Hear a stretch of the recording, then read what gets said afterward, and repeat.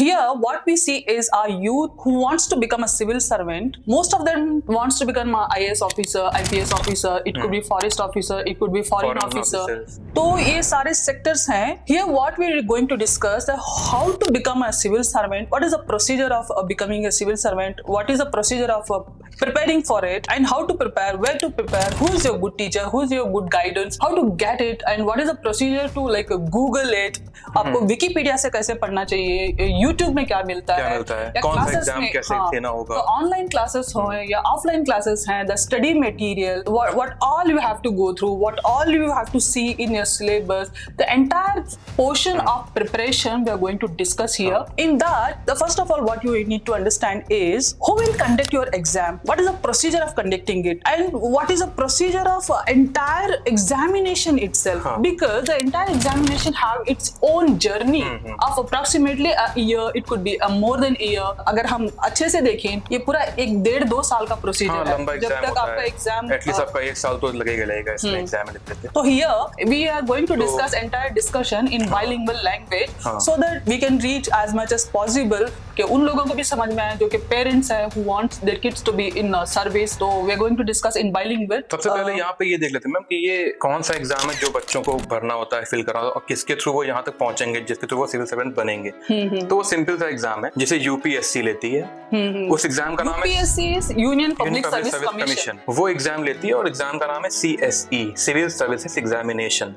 इसमें आपको various post मिल जाएंगे, जैसे मैम कह रही थी सिविल सर्वेंट बनते हैं तो वो आईएएस ऑफिसर बन सकते हैं, आईपीएस बन सकते हैं, फॉरेन सर्विस में जा सकते हैं, रेवेन्यू सर्विस में जा सकते हैं, फॉरेस्ट सर्विस में जा सकते हैं. तो ये एग्जाम का नाम है सिविल सर्विस एग्जामिनेशन. अब इसमें एग्जाम होगा तो कुछ इसका प्रोसेस होगा, और प्रोसेस में क्या है, यहाँ पे 3 स्टेप प्रोसेस है, मतलब 3 आपको स्टेप में ये आपको एग्जाम होगा. आपका एग्जाम पहले में आपका होगा प्रीलिम्स, दूसरे में होगा मेंस, और तीसरे में आपका होगा आपका पर्सनालिटी टेस्ट, आपका इंटरव्यू. तो अब हम देख लेते हैं कि प्रीलिम्स में क्या सिलेबस है या कैसे क्या बच्चों को पढ़ना चाहिए, और प्रीलिम का सिलेबस कैसे डिफाइन किया गया है. यहाँ पे और convenience to explain you I have written few things in a paper जो कि जरूरत नहीं थी बट स्टिल आई डिड. हमें याद है बहुत सारी चीजें, लेकिन कुछ चीज मिस ना हो जाए बच्चों के लिए, इसलिए अच्छा है कि एंड आल्सो पेरेंट्स, पेरेंट्स के लिए could be UPSC prelims syllabus for any exam. I tell always to my students, aspirants, parents who comes to me and talk to me about civil services examination. I always say please concentrate on syllabus,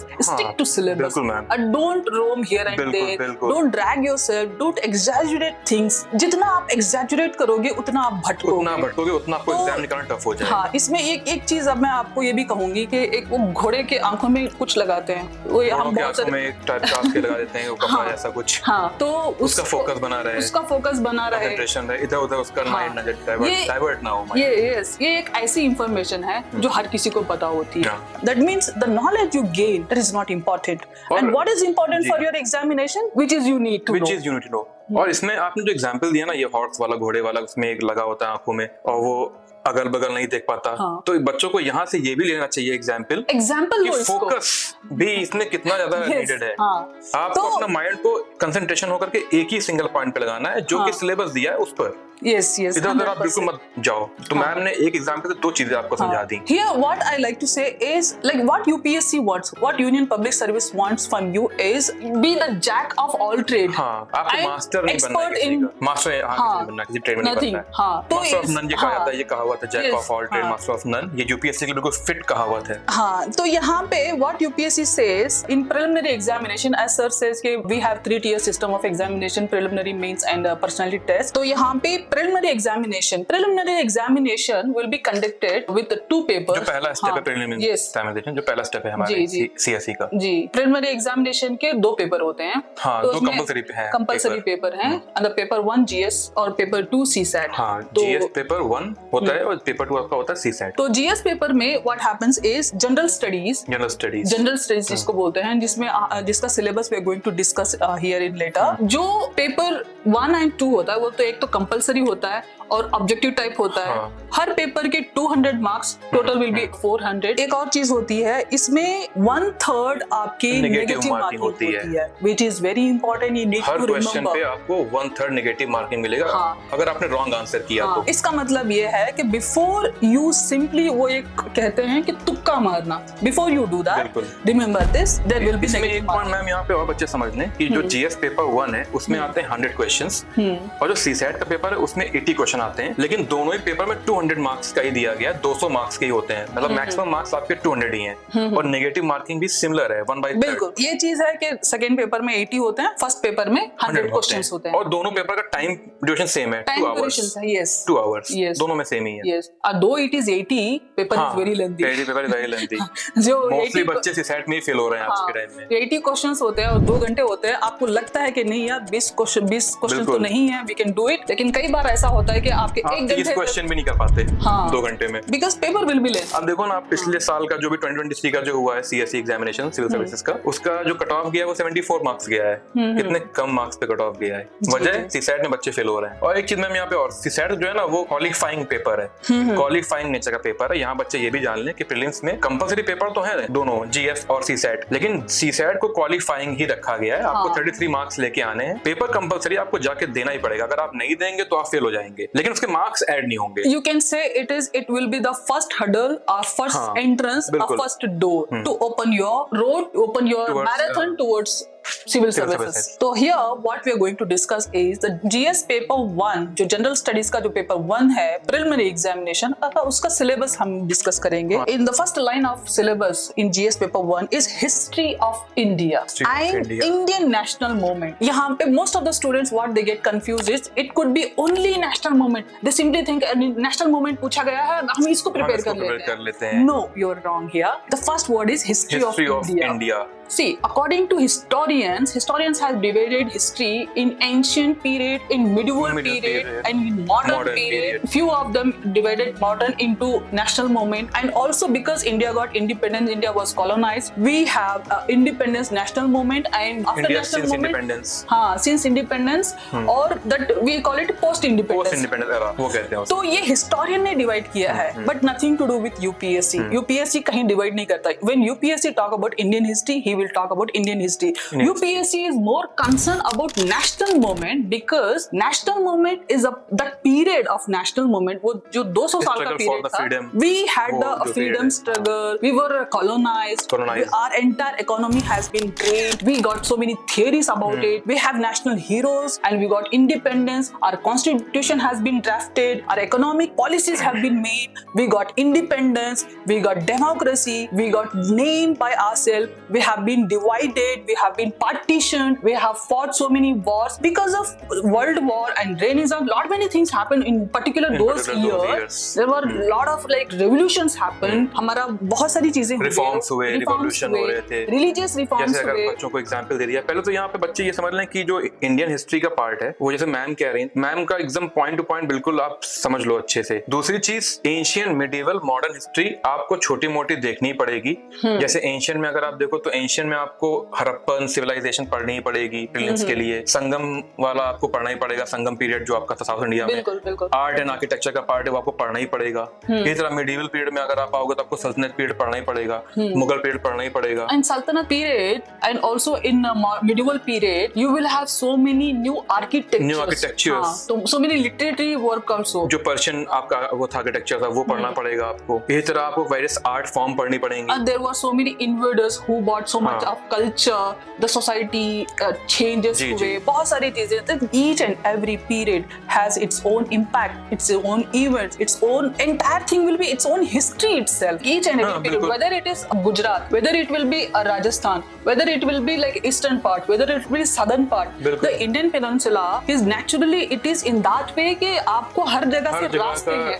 अगर वो समंदर का रास्ता हो गया, अगर वो जमीन का रास्ता हो गया, या पहाड़ी इलाकों से रास्ता हो गया, तो हर एक आपका जो एंटायर पेनिनसुलर इंडिया है, इट स्पीक्स, रास्ते हैं और अलग क्लाइमेटिक फीचर्स हैं, अलग बिल्कुल आपके रिलीफ फीचर हैं, आपके जितने भी फिनोमेना है सारे अलग अलग हैं। हर एक आपके जो आपके जितने भी वेस्टर्न आपका रीजन है, हर एक नॉर्थ इंडियन आपका हो गया रीजन हो गया, वेस्टर्न रीजन हो गया, ईस्टर्न रीजन हो गया, सदर्न पार्ट हो गया, सबके क्लाइमेटिक फीचर्स भी अलग हैं, और क्लाइमेटिक फीचर होने की वजह से वहाँ लोग कैसे रहते हैं, कैसा क्या उनके आर्ट फॉर्म हो सकते हैं। जैसे अगर आर्ट फॉर्म की बात करें, टेम्पल स्ट्रक्चर अब आपको पढ़ना है प्रीलिम्स में। टेम्पल स्ट्रक्चर आपके क्या क्या हो सकते हैं, आपके नॉर्थ इंडिया में कैसे टेम्पल बने, साउथ इंडिया में कैसे टेम्पल बने, ये भी आपको पढ़ना पड़ता है प्रीलिम्स में। When you read history is something which brings everything. History includes everything. Everything. तो इसमें आपकी हिस्ट्री जब आप पढ़ोगे, आपका economic background, your economic drawbacks, drain of wealth, जैसे आप बता रहे थे कि ड्रेन हुआ, तो ड्रेन ऑफ वेल्थ का आपको पढ़ना पड़ेगा। सी योर इकोनॉमिक पॉलिसी कैसे डेवलपमेंट बनी, में जो मिस्टेक्स हुए हैं वो आपके आप समझ जाते हो। प्लानिंग कैसे शुरू हुई,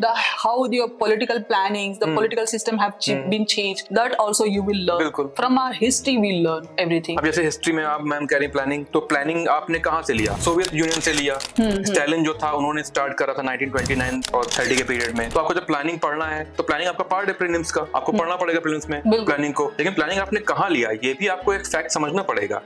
तो प्रीलिम्स क्या है, ये मोर ओवर आपको फैक्ट वाला गेम है। आपको अंडरस्टैंडिंग के साथ आपको फैक्ट्स भी बराबर देखने पड़ेंगे। फैक्ट्स को आप जस्टिफाई तभी करोगे जब अंडरस्टैंडिंग अच्छी हो, सब्जेक्ट की अंडरस्टैंडिंग अच्छी हो। आपको फैक्ट्स बेकार है, बिना यहाँ पे आपको कंसंट्रेट करना पड़ेगा the UPSC versus Indian history. जब इंडियन हिस्ट्री आ जाती है तो you should read and you should understand entire history in all backgrounds. As you said in preliminary exam it is objective type. What you need to understand is until unless you don't understand the entire syllabus, entire subject itself, it will be difficult to choose an options, because what UPSC says is in your question paper पहले तो आपके कुछ sentences दिया जाता है, एक paragraph, 2-3 paragraph दिए जाते हैं, और उसके बाद में कुछ ऑप्शन दिए, उसके बाद में उन ऑप्शंस के भी ऑप्शंस होते हैं। बिल्कुल। वो क्वेश्चन इटसेल्फ 3 प्रोसीजर होता है। प्रोसीजर होता है। हाँ, 3 प्रोसीजर का क्वेश्चन होता है, एंड चौथे में आप आंसर करोगे। आंसर आपको तो करना if it is that case, तो यहाँ पे व्हाट यूपीएससी वांट्स इज, भाई बच्चे आप पहले से ही अच्छे से प्रिपेयर कर लो, करके आओ। ऐसे नहीं होगा, बिल्कुल ऐसे बैठे बैठे नहीं होगा। जैसे मैं आपको बता टाइम पीरियड, तो आप हड़प्पन पढ़ो, फिर आप वैदिक जो आपका पीरियड है वो पढ़ो, उसके बाद आप आगे आगे बढ़ते जाओ। तो आप सीरीज, आप एक है, आप चैनलाइज एक व्यू है, आप उस चेन रिएक्शन में जाओ, आगे बढ़ते जाओ और वैसे पढ़ो आप। हाँ, तो most of the students what they commit the mistake is they simply Google, they simply go through YouTube videos. कुछ इंपॉर्टेंट वीडियोस आ जाते हैं, मानो एनवायरनमेंट हो गया, बायोडाइवर्सिटी होगा, हमने नेशनल पार्क पढ़ा, वो इंपॉर्टेंट देखते हैं, क्या चीज है इंपॉर्टेंट देखते हैं। You are not here to decide what is important. UPSC has provided you something called syllabus. हाँ, और एवरीथिंग इज इंपॉर्टेंट, ये समझ लो पहले। And whatever UPSC feels is important. बस आपको वाइड नहीं पढ़ना है बहुत ज्यादा। स्पेशलाइजेशन किसी भी फील्ड में आपको नहीं लेना है। सिंपल चीजें, सिंपल फैक्ट, सिंपल बातें आपको पढ़नी है। समझ लो, फैक्ट समझ लो, आपका पेपर वहां सॉल्व हो जाएगा। The history of India and Indian national movement. Just now we discussed what is history and what is national movement. Why national movement is important for UPSC and for you or for all of us. The national movement. And the next word, what UPSC says, India and world geography. दो simple से बात है, India and world geography. See, when you're talking about world geography, from where India comes within world geography. Within world. So India has certain different phenomena and features. Like monsoon. India has a specialized monsoon. कहीं और नहीं आता। जैसे कि मैं बोल रहा था कि different climatic feature है हर एक एरिया में। आप वेस्टर्न पार्ट में जाओगे वहाँ अलग क्लाइमेटिक फीचर है, लेकिन मानसून जो फिनोमेना है वो पूरे इंडिया में कनेक्ट होता है। क्योंकि आप पहले देखो, मानसून पैदा होगा, आएगा इंडियन ओशियन से होते हुए, आपका अरेबियन सी से होते हुए, फिर वो वापस आपका रिवर्सल होगा मानसून का, वो फिर से नॉर्थ ईस्ट पे पहुंच करके बे ऑफ बंगाल होते हुए फिर से आपका रिवर्स होगा। तो मानसून पूरे इंडिया में ऑलमोस्ट हर एक प्लेस पे आता ही आता है, पहुंचता है। बिल्कुल। तो ये एक स्पेशल फिनोमेना है। हाँ, ये स्पेशल फिनोमेना पूरे वर्ल्ड में बहुत रेयर होता है। हाँ, in Indian geography there are so many things happens in geography. Number one, in world geography, India के कुछ special phenomena है where we are going to give importance to Indian geography. When UPSC says a world geography, UPSC never says physical geography. UPSC never says geology. UPSC never says climatology. No. UPSC never says it is oceanography. No. वो नहीं कह रहा है क्या वैसे पढ़ के आओ।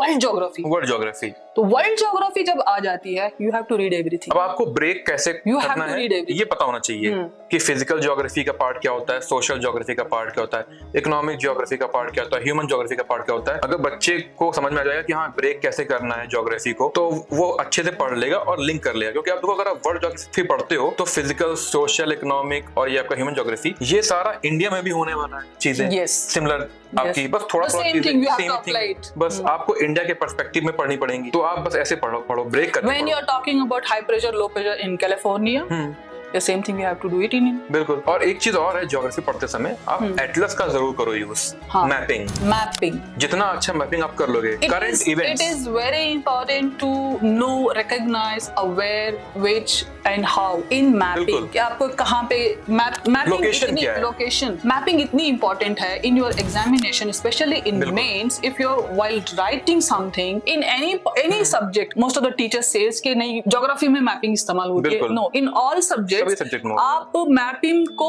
इन्फ्यूज कर सकते हो। आप मैप को रोज ड्रॉ करो, वर्ल्ड मैप को रोज ड्रॉ करो और इंडिया के मैप को रोज ड्रॉ करो। कई लोग तो इवन अभी भी after getting into graduation and post graduation most of the students can not even draw Indian map. तो पहले तो एक 2 रुपए के सिक्के में आता था इंडियन मैप। हमारे स्कूल में जब हम एग्जामिनेशन में होता था ना, तो स्कूल में 2 रुपए का सिक्का लेके जाते थे और उस पे देख देख के हम ड्रॉ करते थे।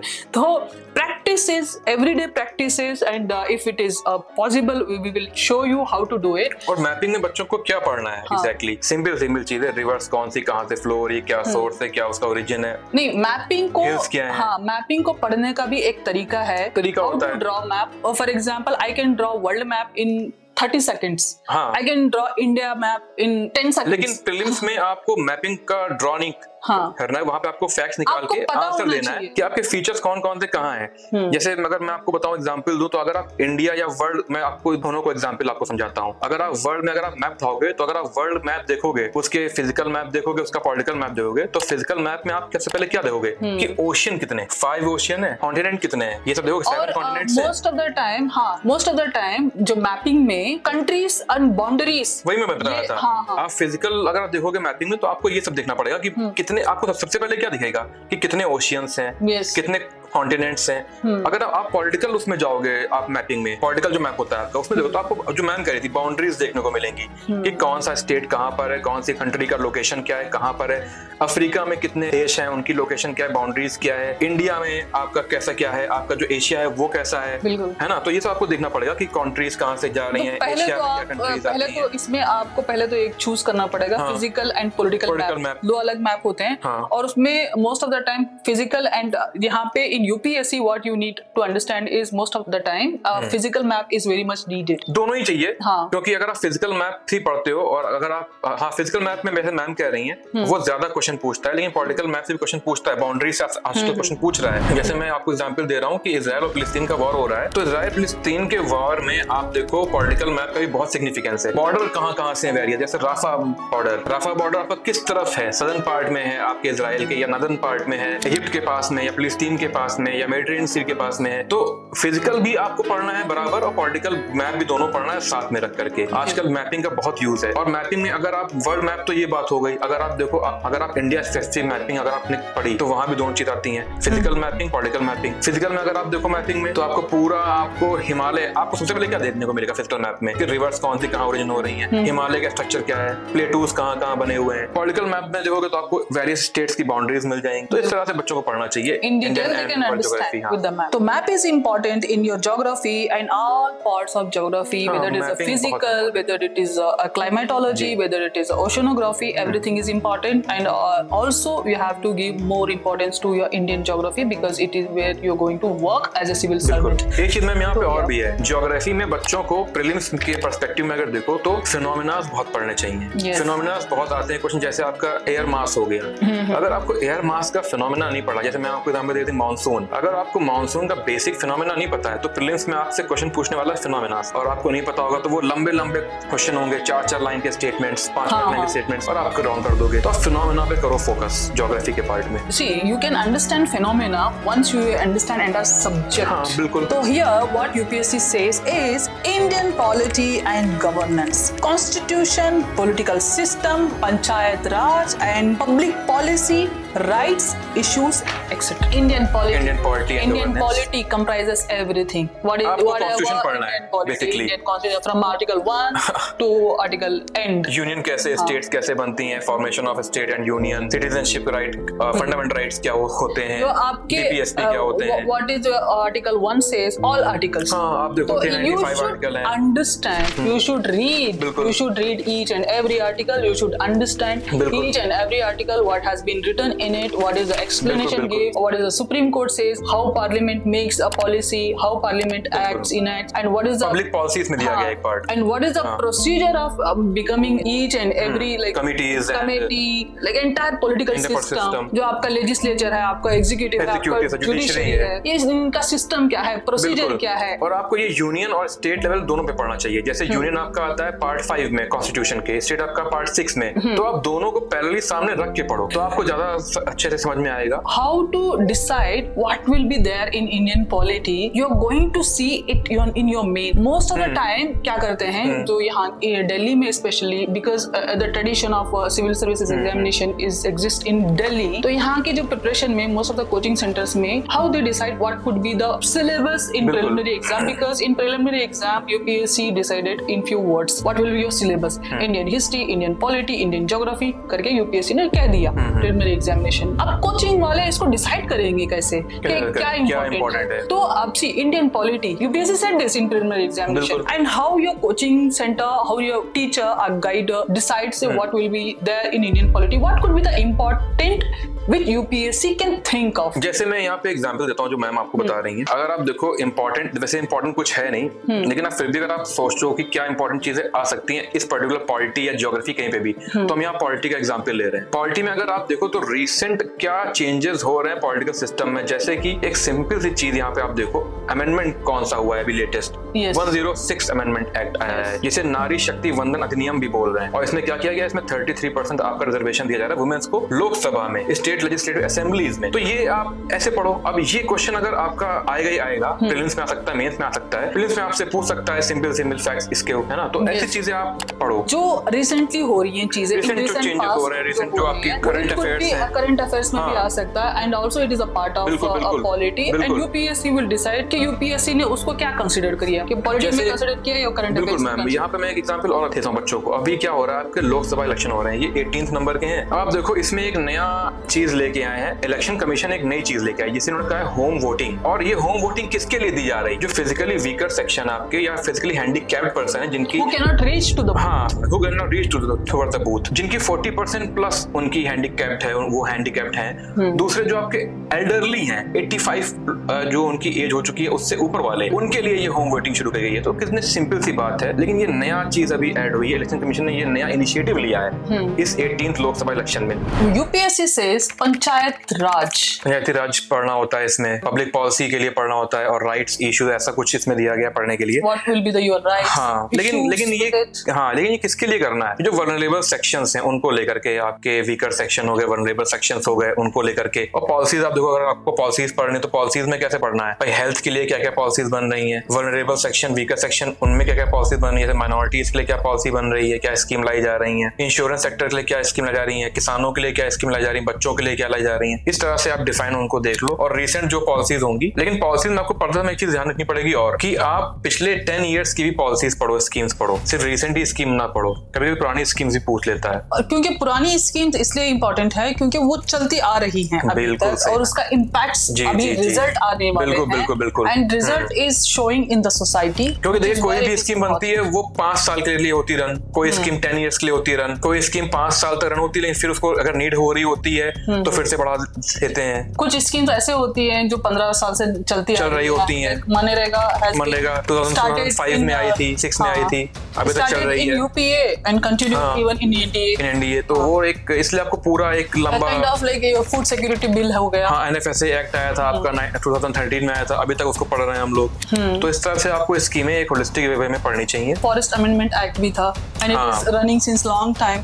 कुछ ऐसे पॉलिसीज हैं, प्रोग्राम्स हैं which you have to go through, even though it has been taken in decisions has been taken in long back, could be a decade back या उससे भी पहले. तो इस तरह की चीजें हैं what you need to understand it properly and read it properly and answer it properly. So here what I suggest is whatever you read for UPSC in preliminary examination, that could be a part of mains elsewhere. So whatever it is there in your preliminary examination syllabus, it is also exist in elaborated form in your mains.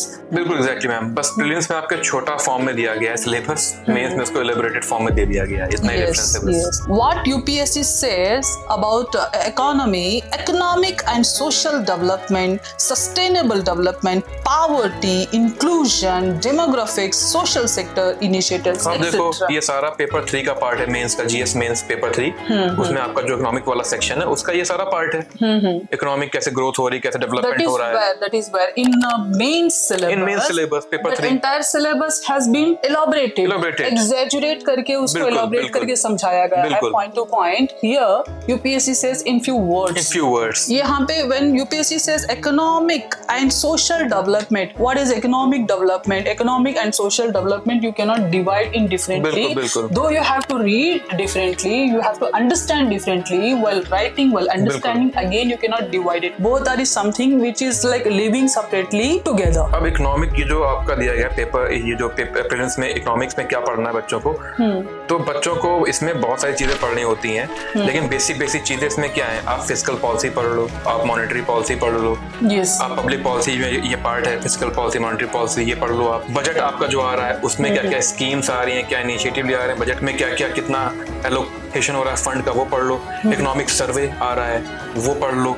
उसमें various rates दिए गए हैं, income tax के दिए गए हैं. Rates means क्या है, आपके ये मॉनेटरी पॉलिसीज का पार्ट है. जैसे आपका रिवर्स रेपो रेट आपका रिवर्स आपका है ना, ये हो गया आपका रेपो रेट हो गया, और आपका बैंक रेट हो गया. What all sir saying, ये important topics हैं. ये आपको explain नहीं कर रहा है, ये topics हैं. You need to understand what is repo rate, what is the reverse repo rate. When you are talking about repo rate and reverse repo rate, ये आपको पढ़ने की जरूरत नहीं है. ये actually इसका impact समझने की जरूरत है और इनकी definitions. You don't have to read economics. There is something called economy. What exactly is happening in practical application पढ़ना पड़ेगा. उसके impacts, उसके issues, उसके results, उसका how it is like running in our society. Ma'am वो दे रहे थे planning कैसे हुई इंडिया में, प्लानिंग कैसे शुरू हुई, तो उसके लिए प्लानिंग कैसे करेगी शुरू, आपको वो पढ़ना पड़ता है इकोनॉमिक्स में. अब प्लानिंग कमीशन आपकी फॉर्म हुई. आज के टाइम में क्या हो गया, आपका थिंक टैंक आ गया, जैसे कहते हैं नीति आयोग. ये टोटली चेंज हो रहा है. फेडरलिज्म के इसमें आपके आते हैं, आपके जो आपके इशू हैं वो आते हैं. तो आप कैसे चेंजेस देख रहे हो, आपका इकोनॉमिक ग्रोथ कैसे हो रही है, कैसे आपका ग्रेजुअल आपका चेंजेस आ रहे हैं आप इकोनॉमिक्स में. UPSC says in your economic growth sustainable development. Why UPSC wants you to understand it. Why the reason behind is जो रिसोर्स का एलोकेशन है वो प्रॉपर हो जाए. Yes. If not today, tomorrow as an aspirant. Today you are an aspirant, tomorrow you will be a civil servant. Tomorrow you have to make a policy and program so that you will understand today in your preparation how to make a sustainable policy, a program for your society, for your vulnerable section. It could be any section, could be an elite section, could be a poor class, could be any like poverty section. और sustainability पढ़ना भी क्यों है आपको, क्योंकि आप देखो आप कंट्री है, ये उतना ज्यादा अभी रिसोर्सेज नहीं डेवलप नहीं हुआ. रिसोर्सेज हैं भी, लेकिन पॉपुलेशन इतनी ज्यादा है कि सबको हर चीज नहीं मिल सकती. तो कैसे आप करोगे एलोकेट उनको, और पॉलिसी कैसे बनाओगे उनके लिए, तो ये चीज आपके देखी आती है. जैसे आप देखो you manage resources along with you see the environmental impacts on it and the social impact on it, a growth, a development, all everything inclusive, even including a political like appraisal. Like हर एक चीज इसमें आ जाती है जो कि आपके sustain होते हैं. Sustain means what? रहना, continuous रहे वो, फ्यूचर में खराब ना हो जाए, खराब ना हो, बर्बाद ना हो, in other words. तो this is what UPSC says, the economic and social sector initiatives. बिल्कुल वही मैं कहने वाला था. Social sector initiative, inclusive growth कैसे हो रही है, ये सब चीजें भी इसमें पढ़नी है आपको. सोशल सेक्टर इनिशिएटिव क्या है. अब सोशल सेक्टर में कौन कौन आता है आपको, आपके कुछ सेक्शंस आएंगे सोसाइटी के जो कि वल्नरेबल सेक्शन होंगे, उन्हीं के लिए बन रही होगी बेसिक एक्सपीरियंस. जैसे आप देखो पॉवर्टी. अब पॉवर्टी में आपका क्या है, बिलो पॉवर्टी लाइन एक है, तो बिलो पॉवर्टी लाइन किसके लिए है? जो बीपीएल लोग होंगे, और बीपीएल लोग किस में आते हैं? वो लेबर सेक्शन में आते हैं। तो आपको उनके लिए स्कीम्स पढ़नी है कि कैसे सरकार उनको दे रही है, कैसे इनिशिएटिव ले रही है उनके लिए, और कैसे उनको रिसोर्सेज पहुंचा रही है, कैसे बेसिक नेसेसिटीज उनको पहुंचा रही है। तो आप इसके लिए बहुत सारी स्कीम्स होती हैं, सरकार लेके आती है टाइम्स पे। तो सोशल सेक्टर जो आपके इनिशिएटिव वही है कि सरकार कैसे इनिशिएटिव ले रही है। जैसे अभी देखो आप स्ट्रीट वेंडर्स के लिए, तो ये लेके आए पीएम स्वनिधि योजना, प्रधानमंत्री स्वनिधि योजना। वो स्ट्रीट वेंडर्स के लिए आई है, क्योंकि स्ट्रीट वेंडर्स अपने अनऑर्गेनाइज सेक्शन में आता है, इनफॉर्मल आपके जो मार्केट इकोनॉमी उसमें आता है।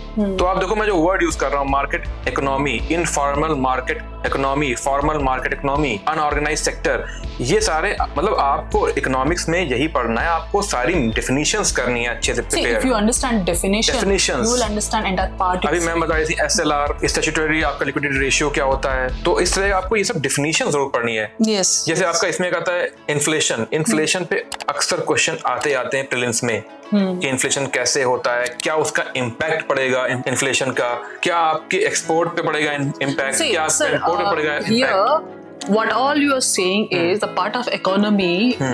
What anyone can do is start a basic not economics here. Economy, understanding of economy, how economy runs, what is the procedure, what is game itself.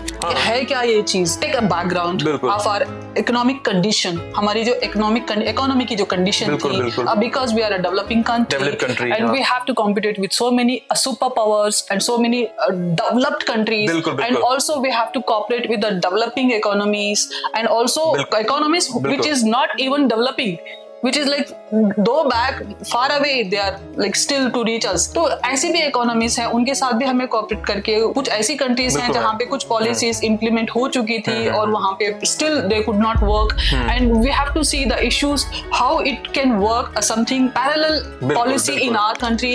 ये सारी चीजें you see once you understand the subject itself. जैसे कि आप जो मैं बता रही हैं यहाँ पे, जैसे आप देखो जब हमारा देश हमारा आजाद हुआ, इंडिपेंडेंस हमको मिली, उसके बाद हमने इकोनॉमिक अपना ग्रोथ करनी शुरू कर दी, हम भी फ्री हो चुके थे। दो बेसिक फिनोमेना आपके चल रहे थे वर्ल्ड में, दो बेसिक आपके आइडियोलॉजीज चल रही थी। एक थी कैपिटलिस्ट आइडियोलॉजी जो यूएसए के साइड में थी, एक सोशलिस्ट आपके। तो दो टाइप की आपके इकोनॉमीज थी, एक कैपिटलिस्ट इकोनॉमी, एक सोशल इकोनॉमी। इंडिया ने क्या किया, इन दोनों को मर्ज कर दिया, मिक्स्ड इकोनॉमी कर दी कि स्टेट का भी कुछ रोल होगा और प्राइवेट बॉडीज का भी बराबर रोल होगा उसमें। तो ये होती है मिक्स्ड इकोनॉमी। इकोनॉमी पढ़ते समय बच्चे पहला पॉइंट यही पढ़ते हैं कि इंडिया की इकोनॉमी कैसी है, मिक्स्ड इकोनॉमी है, पब्लिक प्राइवेट ये पार्टनरशिप का आता है मॉडल। क्योंकि इंडिया में आप देखो प्राइवेट सेक्टर सारी नीड पूरी नहीं कर पाएगा, सभी सेक्शन, क्योंकि बहुत सारे सेक्शन जैसे हमने बात करी वल्नरेबल है, पुअर है, मार्जिनलाइज्ड हैं, तो इसलिए स्टेट को भी इंटरफेयर करना पड़ेगा। इसलिए मिक्स्ड इकोनॉमी की here what you can understand what is a public private partnership is a government of India can provide food security bill, but it is rarest and rare case a government of India can bring a pizza to your home, a burger to your home. So for that you need to have a private person, a businessman in your economy who can bring that kind of products. क्योंकि आपके economy में there are sections ना, sections बने हुए, upper class, middle class, lower middle class, you can say upper BPL हो गए, LPL। जैसे आप देखो स्टेट ने आपके सर्व शिक्षा अभियान लेके आया, आर्टिकल 21A के अंदर राइट टू एजुकेशन बना दिया कि 6 से 14 साल के बच्चों के लिए फ्री एंड कंपलसरी एजुकेशन दी जाएगी। लेकिन फिर भी स्टेट नहीं दे पा रहे हैं, सरकार नहीं पहुंचा पा रही है। तो अब क्या हो रहा है, कुछ एनजीओ आ रही हैं जो प्राइवेट बॉडीज हैं, जैसे प्रथम एनजीओ, वो एजुकेशन सेक्टर में बच्चों को एजुकेशन दे रही है, एलिमेंट्री एजुकेशन के लिए काम कर रही है। और आप देखो एक अक्षय पात्रा है, मिड डे मील सरकार लेके आई, लेकिन फिर भी मिड डे मील पहुंचा नहीं पा रही है सरकार हर स्कूल्स में, जो आपके एलिमेंट्री लेवल के होते हैं जो आपके स्कूल्स। तो ये अक्षय पात्रा पहुंचा रही है मिड डे मील का प्रोग्राम उन तक। तो इस तरीके से पब्लिक प्राइवेट इनिशिएटिव करके मॉडल बना करके आप पहुंचाते हैं, इसलिए क्योंकि यहाँ नीड ऐसी है इंडिया में। तो इकोनॉमी में यही पढ़ना होता है इकोनॉमी में। What UPSC says here on in your 5th point, which is general issues on environmental ecology and biodiversity and climate change that do not require a subject specialization. यहाँ पे मेंशन भी कर दिया कि सब्जेक्ट स्पेशलाइजेशन की जरूरत आपको नहीं है। आप बस सिंपल जो आपके क्लाइमेट चेंज के फिनोमेना है उनको पढ़ लो, ग्रीन हाउस गैसेस कैसे होती हैं उनको पढ़ लो। तो इसमें जैसे कि मैम आप देखो, आपको जाके किसी पत्ते को छील के उसमें क्लोरोफिल कितने % है और उसको ऑक्सीजन कितने % प्रोड्यूस करता है, नहीं करना है। आपको बस पढ़ लेना है कि यहाँ इतना है क्लोरोफिल होता है, उसमें ग्रीन पिगमेंट मिलता है इसलिए वो ग्रीन होता है। बस सिंपल चीज आपको फैक्ट्स पढ़ लेने हैं। दूसरी चीज आपको एनवायरमेंटोलॉजी पढ़ते समय, बायोडाइवर्सिटी पढ़ते समय, क्लाइमेट चेंज पढ़ते समय कुछ बातें ध्यान रखनी होती हैं। जैसे कि एनवायरमेंटोलॉजी इन सब में क्या है, आपके बेसिक फिनोमेनाज हैं, आपको वो पढ़ने चाहिए, डेफिनेशंस पढ़नी चाहिए। एनवायरमेंटोलॉजी में कैसे फूड चेन, कैसे फूड वेब हो रही, वो पढ़नी चाहिए। उसके बाद आप देखो कि पॉलिसीज कैसी बन रही है, लॉस कैसे बन रही है नेशनल इंटरनेशनल लेवल पे, which is impacting your environment, बिल्कुल, which is harming your biodiversity, बिल्कुल, which is affecting your area of your forest, बिल्कुल, and with each and every development, see आपको किसी इकोनॉमिक ग्रोथ होगी, हाँ इकोनॉमिक ग्रोथ के लिए डेवलपमेंट होगी, you need minerals, हाँ minerals extract करने के लिए you destroy some forest area, हिल आपको डिस्ट्रॉय करना पड़ेगा। तो how it is impacting our biodiversity, exactly, and it is impacting again, the result comes in your environment, में आएगा। क्योंकि अब देखो जो आपकी इकोनॉमिक ग्रोथ होगी उसका पॉजिटिव इंपैक्ट भी होगा, नेगेटिव इंपैक्ट भी होगा, लेकिन नेगेटिव इंपैक्ट अगर आप देखो तो एनवायरनमेंट पे जरूर पड़ ही रहा होगा। जैसे आप क्लाइमेट चेंज क्यों पढ़ते हो, क्योंकि ग्रीन हाउस गैसेज हैं। ग्रीन हाउस गैसेज क्यों है, क्योंकि इतना ज्यादा कंजम्पशन हो रहा है बिजली का, इलेक्ट्रिसिटी का, कि उससे गैसेज प्रोड्यूस हो रही हैं। तो आपको ये सब पढ़ना पड़ेगा। अब इसके लिए कन्वेंशंस आ रही हैं, वेरियस प्रोटोकॉल्स आ रही हैं, जैसे क्योटो प्रोटोकॉल आ रही है, UNFCCC जिसे अर्थ समिट कहते हैं, United nation framework on climate change, ये आ रहा है, स्टॉकहोम कॉन्फ्रेंस हुई, ब्रिटलैंड कमीशन आई। आपकी ये वेरियस कमीशन बनी, आपको ये पढ़नी होती है। क्यों बनी, जैसा मैंने बताया कि आपका इम्पैक्ट क्या पड़ा इकोनॉमिक डेवलपमेंट का, और नेगेटिव पड़ा तो कन्वेंशंस की नीड पड़ी, प्रोटोकॉल्स की नीड पड़ी। See, आप एक चेन देखो, you are a developing economy, you need to have a development. A development impacts your economy and environment again, and because you are in a sustainable development program, जो intention है, it should be a sustainable development. How to do a certain policies, to make certain policies which is not going to impact your environment and which is not going to bring a bad name in your international level for your country, क्योंकि बहुत सारी जगह ऐसा हुआ है, so many developed countries have been did whatever they wanted to जैसे do कि in developed जैसे कि आप अगर यहाँ देखो, इंडिया में देखो, तो आपको जैसे आप बता रही हो, तो आपको यहाँ पे क्या है, आपको यहाँ पे वेरियस एक्ट्स एंड लॉस पढ़ने पड़ेंगे। जैसे सिंपल अगर आप एक्ट देखो तो wild life act, forest rights act, environment protection act, water pollution and control act, air pollution and control act, noise pollution and control act, ये सब पढ़ने पड़ेंगे। कुछ प्रोजेक्ट्स पढ़ने पड़ेंगे, जैसे project tiger, elephant project, rhinoceros project, इस तरह से बहुत सारे वेरियस, लाइन प्रोजेक्ट, आपको ये सब, ग्रेट इंडियन बस्टर प्रोजेक्ट, इस तरह से आपको वेरियस प्रोजेक्ट्स पढ़ने पड़ेंगे। कुछ आपको और लॉस पढ़े पड़ेंगे पॉल्यूशन के रिगार्डिंग। सी, और बहुत सारे डेंजर स्पीशीज होते हैं, इंडेंजर स्पीशीज होते हैं, वो IUCN है, वो निकालती है रेड लिस्ट। रेड लिस्ट में आपके थ्रेटेंड स्पीसीज जो है, इंडिजिनस स्पीसीज, उनकी एक लिस्ट निकलती है। तो बच्चों को ये सारी पढ़नी पड़ती है हर साल, क्योंकि अभी कौन कौन ऐसे हैं जो इंडेंजर्ड हो चुकी हैं species. when you say endangered species, when you're talking about environmental issues, you need to understand why they have come under endangered species. बिल्कुल, क्योंकि वो गायब हो रहे हैं। आप देखो गायब क्यों हो रहे हैं, वो क्यों, इकोनॉमिक ग्रोथ की वजह से, और उसका मेन रीजन है हैबिटेट लॉस। हैबिटेट लॉस क्यों हो रहा है, क्योंकि ह्यूमन बीइंग कंजम्पशन पर ज्यादा कर रहा है, ग्रोथ इतनी ज्यादा हो रही है कि उनके एरिया में इंक्रोच हो रहा है। उनके मींस जो आपके स्पीसीज हैं, एनिमल है, फ्लोरा एंड फौना है, उनके एरिया में आपका जो ह्यूमन बीइंग का इंक्रोचमेंट हो रहा है, उस वजह से उनका हैबिटेट लॉस हो रहा है। ये बेसिक फिनोमेना है। तो आपको ऐसे बेसिक फिनोमेना पढ़ने पड़ते हैं। आपको इस टॉपिक में प्रोजेक्ट्स पढ़ने पड़ते हैं, एनवायरमेंट एक्ट्स पढ़ने पड़ते हैं, पॉलिसीज पढ़ने पड़ती हैं, इनिशिएटिव पढ़ने पड़ते हैं, और कन्वेंशन एंड प्रोटोकॉल्स पढ़नी पड़ती है इंटरनेशनल लेवल पे जो हो रही है। जैसे मैं आपको अभी एग्जांपल देखो तो प्रोटोकॉल, एक और है मॉन्ट्रियल प्रोटोकॉल, एक और अगर आप बच्चे पढ़े मरकरी के लिए आती है मिनामाटा प्रोटोकॉल, और ये सब चीजें, तो ये कन्वेंशन आपको पढ़ने पड़ते हैं। If time provides us opportunity, we are going to discuss each and every act and policy. हाँ, हम उसको समझाएंगे बच्चों को। So here what UPSC says, a general science. General science में तो आप देखो, जनरल साइंस में यूपीएससी ने जनरल साइंस क्यों ही लिखा होगा, क्योंकि साइंस में आपको क्या ही पढ़ना है, physics, chemistry, biology. UPSC says you should be a jack of all trade, master of none. आप मास्टर मत बनो, बस आप पता रखो क्या क्या आप इन्फॉर्मेशन ले लो, बेसिक इन्फॉर्मेशन। आप ज्यादा नॉलेज के पीछे मत भागो।